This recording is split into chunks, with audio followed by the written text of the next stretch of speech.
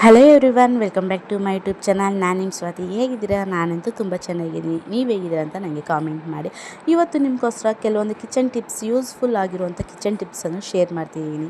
ಈ ವಿಡಿಯೋನ ನೋಡೋ ಮುಂಚೆ ಪ್ಲೀಸ್ ನನ್ನ ಚಾನಲ್ಗೆ ಸಬ್ಸ್ಕ್ರೈಬ್ ಮಾಡಿ, ಪಕ್ಕದಲ್ಲಿರುವಂಥ ಬೆಲ್ಲೈಕನನ್ನು ಕ್ಲಿಕ್ ಮಾಡಿ. ನಾನು ಮಾಡುವಂಥ ಎಲ್ಲ ವೀಡಿಯೋಸು ನಿಮಗೆ ನೋಟಿಫಿಕೇಷನ್ ಅನ್ನೋದು ಬರುತ್ತೆ. ಇನ್ನು ಲೇಟ್ ಮಾಡಿದೆ ಆ ವೀಡಿಯೋಸ್ ಏನು ಅಂತ ನೋಡೋಣ. ಬನ್ನಿ ಸ್ಟಾರ್ಟ್ ಮಾಡೋಣ.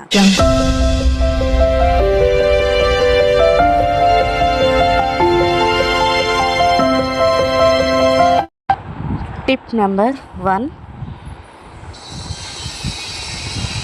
ನಾವು ಈ ರೀತಿ ಮೊಬೈಲನ್ನು ನೋಡ್ತಾ ಇರ್ತೀವಿ. ಏನಾದರೂ ವೀಡಿಯೋ ಮಾಡಬೇಕೋ ಇಲ್ಲ ಫೋಟೋ ತೆಗಿಬೇಕೋ, ಈ ರೀತಿ ಏನಾದ್ರು ಮಾಡುವಂಥ ಟೈಮಲ್ಲಿ ನಮಗೆ ಸಪೋರ್ಟ್ ಇಟ್ಕೊಂಡು ಒಂದು ಕೈಯಿಂದ ಮಾಡೋಕ್ಕೆ ಆಗಲ್ಲ. ಈ ರೀತಿ ಒಂದು ಕೈಯಿಂದ ಮೊಬೈಲು, ಒಂದು ಕೈಯಿಂದ ಏನು ವೀಡಿಯೋ ತೆಗೆಯೋದಕ್ಕೆ ಆಗೋದಿಲ್ಲ. ಅಂಥ ಟೈಮಲ್ಲಿ ಏನು ಮಾಡಬೇಕಂದ್ರೆ, ನಾನು ಇಲ್ಲಿ ಮನೆಯಲ್ಲಿ ಅಡುಗೆ ಮನೆಯಲ್ಲಿ ಇರುವಂಥ ಐಟಮಿಂದ ನಾವು ಮೊಬೈಲ್ ಸ್ಟ್ಯಾಂಡನ್ನು ಯಾವ ರೀತಿ ಮಾಡ್ಕೋಬೇಕು ಅಂತ ಈ ವಿಡಿಯೋದಲ್ಲಿ ತೋರಿಸ್ತಿದ್ದೀನಿ. ಪ್ಲೀಸ್ ನನ್ನ ಚಾನಲ್ಗೆ ಸಬ್ಸ್ಕ್ರೈಬ್ ಮಾಡದಿರೇ ಇದ್ದರೆ ಪ್ಲೀಸ್ ಸಬ್ಸ್ಕ್ರೈಬ್ ಮಾಡಿ, ನನಗೆ ಹೆಲ್ಪ್ ಮಾಡಿ, ಸಪೋರ್ಟ್ ಮಾಡಿ.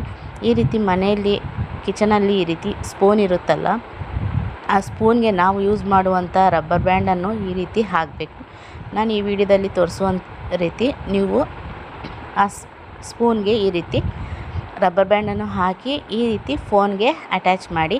ಈ ರೀತಿ ಮಾಡೋದ್ರಿಂದ ನಮಗೆ ಮೊಬೈಲ್ ಒಂದು ಹೋಲ್ಡರ್ ಥರ ತುಂಬಾ ಯೂಸ್ಫುಲ್ ಆಗುತ್ತೆ. ಮತ್ತು ನಾವು ಈ ರೀತಿ ಒಂದು ಕೈಯಿಂದ ಮೊಬೈಲ್, ಒಂದು ಕೈಯಿಂದ ನಾವು ಏನಾದರೂ ವೀಡಿಯೋ ತೆಗಿಬೇಕಂದ್ರೆ ಈ ರೀತಿ ಆಗದಿರ ಈ ರೀತಿ ಮೊಬೈಲ್ ಹೋಲ್ಡರಿಂದ ನಾವು ಈಸಿಯಾಗಿ ವೀಡಿಯೋ ಅನ್ನೋದು ತೆಗಿಬೋದು. ಈ ರೀತಿ ಎಲ್ಲಾದರೂ ಒಂದು ಹತ್ರ ಹ್ಯಾಂಗ್ ಮಾಡಿಬಿಟ್ರೆ ನಮಗೆ ಈಸಿಯಾಗಿ ಒಂದು ವೀಡಿಯೋದನ್ನು ನಾವು ತಗೋಬೋದು. ನಮಗೆ ಮೊಬೈಲ್ ಸ್ಟ್ಯಾಂಡ್ ಅನ್ನೋದು ಏನು ಸಪ್ರೇಟಾಗಿ ತೆಗಿಯೋಷ್ಟು ಅವಶ್ಯಕತೆ ಇರೋದಿಲ್ಲ. ಸ್ಟಾರ್ಟಿಂಗ್ ನಾವು ಈ ರೀತಿ ಮಾಡುವಂಥ ವೀಡಿಯೋಸ್ ಏನಾದರೂ ಇದ್ದರೆ ಈ ರೀತಿ ಹೋಲ್ಡರ್ ಥರ ಯೂಸ್ ಮಾಡಿಕೊಂಡು ನಾವು ವೀಡಿಯೋವನ್ನು ಮಾಡ್ಕೋಬೋದು. ನೋಡಿದ್ರಲ್ಲ ಎಷ್ಟು ಕ್ಲೀನಾಗಿದೆ. ಈ ರೀತಿ ನಾನು ರಿವರ್ಸ್ ಕೂಡ ಮಾಡಿ ತೋರಿಸ್ತೀನಿ, ಏನು ಬಿದ್ದೋಗಲ್ಲ. ಈ ರೀತಿ ನೋಡಿ ಎಷ್ಟು ಕ್ಲೀನಾಗಿ ನೀಟಾಗಿ ಅದಕ್ಕೆ ಸೆಟ್ ಆಗಿದೆ ಅಂತ. ನಿಮ್ಗೆ ಈ ವಿಡಿಯೋ ಇಷ್ಟವಾದರೆ ಪ್ಲೀಸ್ ನನ್ನ ಚಾನಲ್ಗೆ ಸಬ್ಸ್ಕ್ರೈಬ್ ಮಾಡೋದನ್ನು ಮರಿಬೇಡಿ. ಪ್ಲೀಸ್ ನನ್ನ ಚಾನಲ್ಗೆ ಸಪೋರ್ಟ್ ಮಾಡಿ, ಒಂದು ಲೈಕ್ ಮಾಡಿ, ಈ ವಿಡಿಯೋನ ಶೇರ್ ಮಾಡಿ. ನಿಮ್ಮ ಫ್ರೆಂಡ್ಸ್, ಫ್ಯಾಮಿಲಿ ಮೆಂಬರ್ಸ್ಗೂ ಸಪೋರ್ಟ್ ಮಾಡಿ, ಶೇರ್ ಮಾಡೋಕ್ಕೆ ಹೇಳಿ. ಟಿಪ್ ನಂಬರ್ 2, ನಾವು ಈ ರೀತಿ ಚಪಾತಿ ಮೇಕರ್ ಇರುತ್ತಲ್ಲ, ಅದನ್ನು ಸ್ಟಿಕ್ಕನ್ನು ತಗೊಂಡು ಈ ರೀತಿ ನಾವು ಚಪಾತಿ ಮಾಡುವಂಥ ಟೈಮಲ್ಲಿ ಆ ಸ್ಟಿಕ್ಕಿಗೆಲ್ಲ ಹಿಟ್ಟೆಲ್ಲ ಮೆತ್ಕೊಂಡ್ಬಿಟ್ಟು ಗಲೀಜಾಗಿ ಕಾಣಿಸ್ತಾ ಇರುತ್ತೆ. ನಾವು ಎಷ್ಟೇ ವಾಶ್ ಮಾಡಿದ್ರೂ ಅದ್ರ ಮೇಲೆ ಗಲೀಜು ಅನ್ನೋದು ಹಾಗೇ ಇರುತ್ತೆ. ಆ ರೀತಿ ಆಗದಿರ ಏನು ಮಾಡಬೇಕಂದ್ರೆ, ನಾವು ಕ್ಲೀನ್ ಮಾಡಿದ ನಂತರ ಫಸ್ಟ್ ಈ ರೀತಿ ಸ್ಟವನ್ನು ಅಂಟಿಸ್ಕೊಂಡು ಲೋ ಫ್ಲೇಮಲ್ಲಿ ಇಟ್ಕೊಂಡು ಈ ರೀತಿ ಹೀಟ್ಗೆ ಇಡಬೇಕು. ಈ ರೀತಿ ಹೀಟ್ ಇಡೋದ್ರಿಂದ ಅದರಲ್ಲಿರೋವಂಥ ಡಸ್ಟೆಲ್ಲ ಕ್ಲೀನಾಗಿ ಹೋಗುತ್ತೆ, ನೀಟಾಗಿ ಆಗುತ್ತೆ. ಆಮೇಲೆ ನಾವು ಒಂದು ಸಾರಿ ವಾಶ್ ಮಾಡಿಕೊಂಡ್ರೆ ಸಾಕು, ನಮಗೆ ಆ ಚಪಾತಿ ಮಾಡುವಂಥ ಸ್ಟಿಕ್ಕು ತುಂಬ ನೀಟಾಗಿ ಕ್ಲೀನಾಗಿ ಇರುತ್ತೆ. ಈ ರೀತಿ ಟ್ರೈ ಮಾಡಿ ನೋಡಿ. ನನ್ನ ಚಾನಲ್ ಬಗ್ಗೆ ಸ್ವಲ್ಪ ಇಂಟ್ರೊಡಕ್ಷನನ್ನು ಕೊಡ್ತೀನಿ. ನನ್ನ ಚಾನಲಲ್ಲಿ ಏನೆಲ್ಲ ವೀಡಿಯೋಸ್ ಇದೆ ಅಂತ ನಿಮಗೆ ಒಂದು ವಿಡಿಯೋವನ್ನು ಮಾಡಿದ್ದೀನಿ. ನನ್ನ ಚಾನಲಲ್ಲಿ ಕೆಲವೊಂದು ಕಿಚನ್ ಟಿಪ್ಸು, ಬ್ಯೂಟಿ ಟಿಪ್ಸು, ಮತ್ತು ಕಿಚನ್ ಕ್ಲೀನಿಂಗ್ ಟಿಪ್ಸು, ಮತ್ತು ಅಡುಗೆ ಮಾಡುವಂಥದ್ದು ಎಲ್ಲ ಥರದ ವೀಡಿಯೋಸು ನನ್ನ ಚಾನಲಲ್ಲಿ ಇದೆ. ಪ್ಲೀಸ್ ಒಂದು ಸಾರಿ ಚೆಕ್ ಮಾಡಿ. ನಿಮಗೆ ವಿಡಿಯೋ ಏನಾದರೂ ಯೂಸ್ ಆಗುತ್ತೆ ಅನಿಸಿದರೆ ಪ್ಲೀಸ್ ನನ್ನ ಚಾನಲ್ಗೆ ಸಬ್ಸ್ಕ್ರೈಬ್ ಮಾಡೋದನ್ನು ಮರಿಬೇಡಿ. ಈ ರೀತಿ ನೋಡಿ, ಚಪಾತಿ ಸ್ಟಿಕ್ ಅನ್ನೋದು ತುಂಬ ನೀಟಾಗಿ ಕ್ಲೀನಾಗಿ ಆಯಿತು, ಡಸ್ಟ್ ಏನೂ ಇಲ್ಲ ಅದ್ರ ಮೇಲೆ. ಈ ರೀತಿ ನೀವು ಒಂದು ವಾರಕ್ಕೆ ಒಂದು ಸಾರಿ ನಾವು ಈ ರೀತಿ ಮಾಡ್ಕೋಬೇಕು.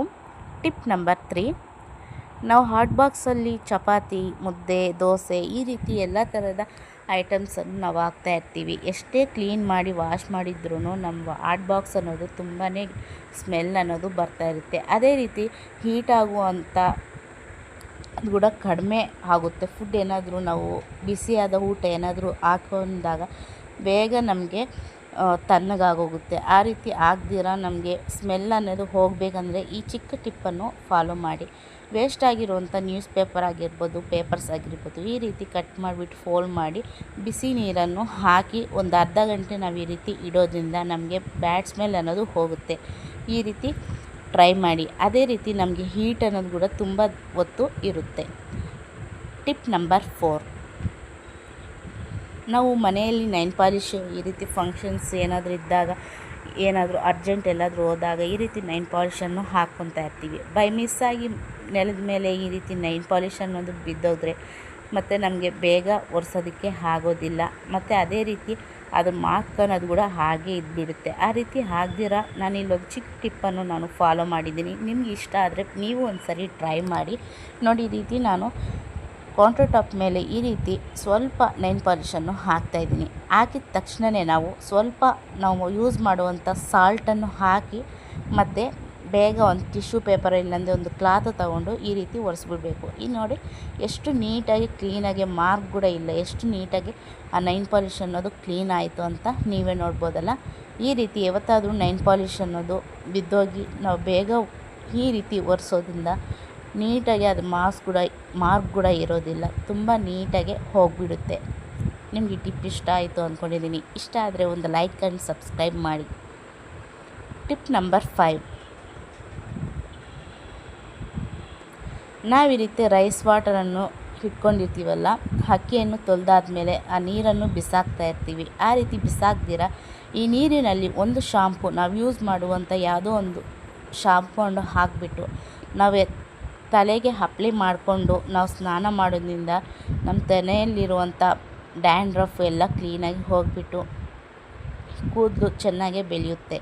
ಮತ್ತು ಅದೇ ರೀತಿ ಈ ನೀರನ್ನು ನಾವು ಫೇಸ್ ಕೂಡ ಅಪ್ಲೈ ಮಾಡ್ಕೋಬೋದು. ಶಾಂಪೂವನ್ನು ಹಾಕ್ಕೋಬೇಡಿ, ಬರೀ ನೀರನ್ನು ಬೆಳಗ್ಗೆ ಎದ್ದಿದ ತಕ್ಷಣ ಸ್ವಲ್ಪ ಈ ನೀರನ್ನು ಹಾಕ್ಕೊಂಡು ಸ್ವಲ್ಪ ಹೊತ್ತು ಮಸಾಜ್ ಥರ ಮಾಡಿಕೊಂಡು ನಾವು ವಾಶ್ ಮಾಡ್ಕೊಳ್ಳೋದ್ರಿಂದ ನಮಗೆ ಫೇಸ್ ಅನ್ನೋದು ಸ್ಮೂತ್ ಬರುತ್ತೆ ಮತ್ತು ವೈಟಾಗಿ ಕೂಡ ಹಾಕ್ತೀವಿ.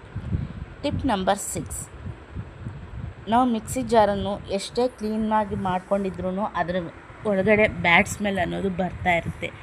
ಆ ರೀತಿ ಬ್ಯಾಡ್ ಸ್ಮೆಲ್ ಅನ್ನೋದು ಬರ್ದಿರೋ ಇರೋಕ್ಕೋಸ್ಕರ ನಾನು ಇಲ್ಲೊಂದು ಚಿಕ್ಕ ಟಿಪ್ಪನ್ನು ಯೂಸ್ ಮಾಡ್ತೀನಿ. ನಿಮಗೆ ಈ ವಿಡಿಯೋ ಇಷ್ಟ ಆದರೆ ನೀವು ಒಂದು ಸರಿ ಟ್ರೈ ಮಾಡಿ. ಈ ರೀತಿ ತೊಳೆದಾದ್ಮೇಲೆ ಸ್ವಲ್ಪ ಹೊತ್ತು ನಾವು ಈ ರೀತಿ ಹೀಟ್ಗೆ ಇಡಬೇಕು. ಈ ರೀತಿ ಹೀಟ್ಗೆ ಇಡೋದ್ರಿಂದ ಅದರಲ್ಲಿರುವಂಥ ಬ್ಯಾಡ್ ಸ್ಮೆಲ್ಲು ಆಗುತ್ತೆ.